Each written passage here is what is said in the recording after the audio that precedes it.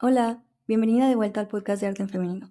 Yo soy Sofía y hoy quiero contarte sobre un artista que me obsesionó al grado de que se me apareció en mis sueños, y aunque yo no entendía nada porque ella habla en sueco, me moría por hablar con ella y pedirle que me contara todo sobre su trabajo. Un artista como nadie, que creó más de 1000 obras en un lenguaje visual único, que pintó lo invisible y trabajó con un propósito y una pasión clave por toda su vida. Esta es la historia de Hilma af Klint.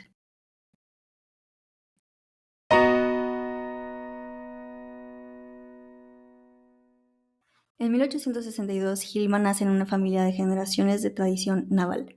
Los hombres de su familia se habían dedicado por años específicamente al diseño de mapas y habían ganado títulos y reputación como marinos sobresalientes. Hilma, de hecho, estudia en una escuela de cadetes desde pequeña y ahí se interesa en la ciencia, en la botánica y obviamente en la cartografía. De hecho, su interés se ve traducido o ejercitado a través del arte. Le gustaba mucho observar plantas y dibujarlas, por lo que a sus 18 años logra ser una de las pocas mujeres que entran en la Academia Real de Bellas Artes de Estocolmo, buscando convertirse en una artista. Y hasta ahora, con lo que te he contado de ella, podríamos esperar una carrera artística tradicional, exitosa, sin que nada nos diga lo contrario. Pero el primer indicio de lo que viene en su historia pasa de hecho un año antes, a sus 17. Y es que, como la sociedad sueca del momento acostumbraba en ese momento, Hilma participaba con su familia en sesiones espiritistas, esas en las que había un medium o una persona siendo poseída o alguien con una especie de ouija. Pero es que estas sesiones eran muy normales y estaban en auge. Eran tan común como ir a la iglesia los domingos. Pero la particularidad es, aunque fueras consciente de ello o no, esta práctica ofrecía una nueva forma de entender la existencia en un mundo que estaba marcado por avances científicos y crisis religiosas. Hilma tiene aproximadamente un año asistiendo a estas sesiones y en 1880 muere su hermana pequeña Germina, una niña de 10 años que Hilma adoraba y de quien era muy cercana. Y se cree que esto fue un suceso que fortaleció muchísimo el interés y la búsqueda de Hilma en estas prácticas de comunicación con espíritus. Entonces, a pesar de que Hilma se gradúa como artista e incluso ejerce la profesión trabajando paisajes y retratos, una parte muy importante de su vida es su espiritualidad.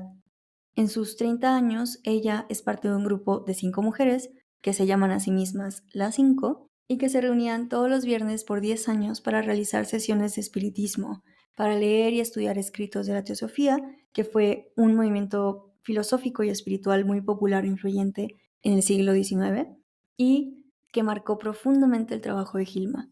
Entonces, en 1905, en una sesión de las 5, Hilma recibió un encargo dirigido directamente a ella, una comisión para pintar lo que Hilma llamó el proyecto más grande de su vida.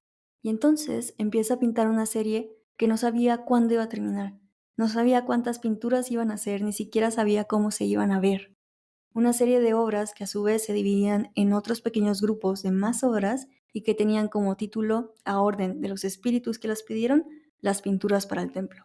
Empieza con una serie llamada Caos Primordial, pinturas pequeñas que trabaja en óleos y que dibuja de manera automática, casi en estado de trance o sin conciencia activa de lo que su mano estaba haciendo.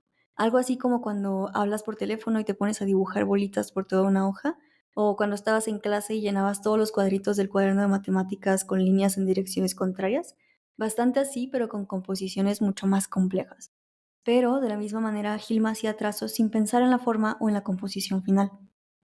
Y esta fue la manera en la que continuó con su siguiente serie, la de mayor proporción de todo su trabajo, Las 10 Grandes.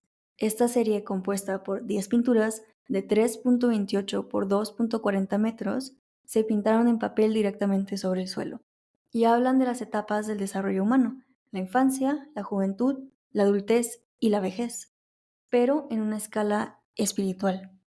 Cuando trabajó en esta serie escribió en su diario, abro comillas: las imágenes fueron pintadas directamente a través de mí, sin dibujos preliminares, y con gran fuerza. No tenía idea de lo que se suponía que representaban las pinturas, sin embargo, trabajé con rapidez y seguridad, sin cambiar ni una sola pincelada.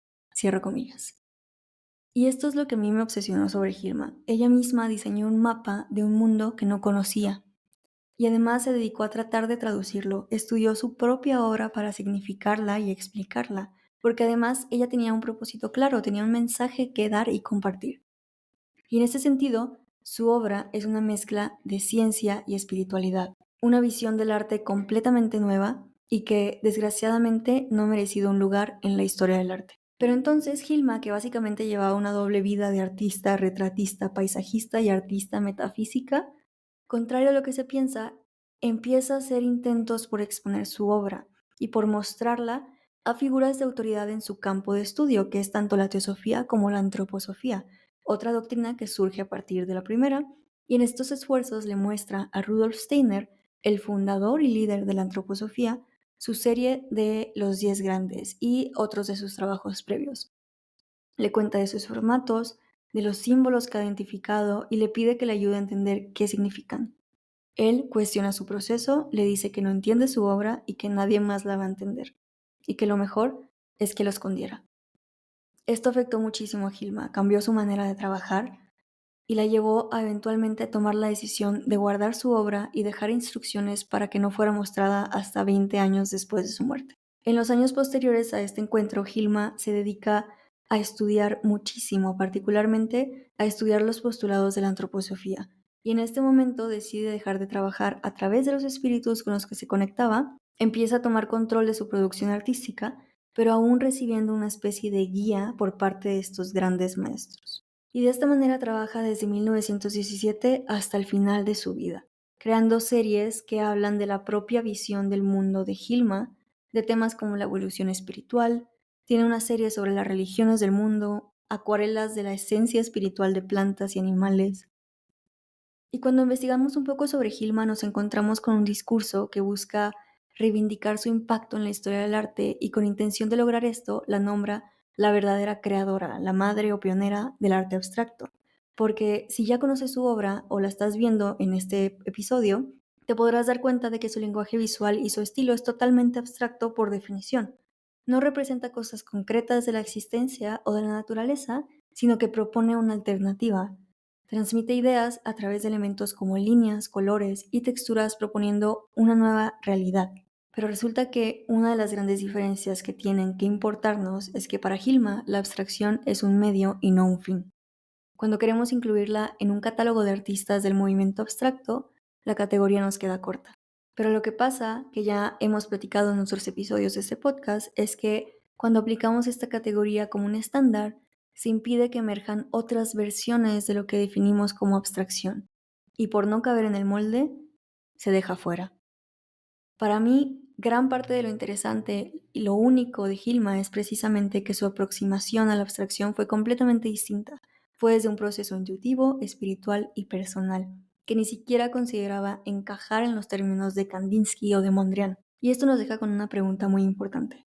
¿Cómo transformamos nuestra forma de ver la historia del arte cuando nos encontramos con historias como la de Hilma af Klint?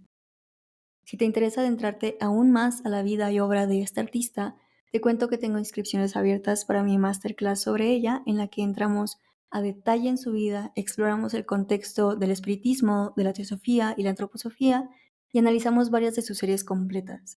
Porque Hilma no solo fue una pionera, sino una visionaria, cuyo arte sigue abriendo preguntas más de un siglo después. Muchas gracias por escuchar este episodio. No dejes de compartir y comentar. Y recuerda que si te interesa esta masterclass, puedes escribirme para compartirte la información. Nos escuchamos pronto.